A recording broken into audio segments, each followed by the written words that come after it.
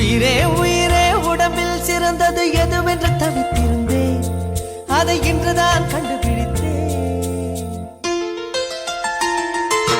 கண்ணென்னை காட்டியதால் என் கண்ணே சிறந்ததடி, கண்களை கண்டதும் இன்னொரு கிரகம் கண்முன் திறந்ததடி.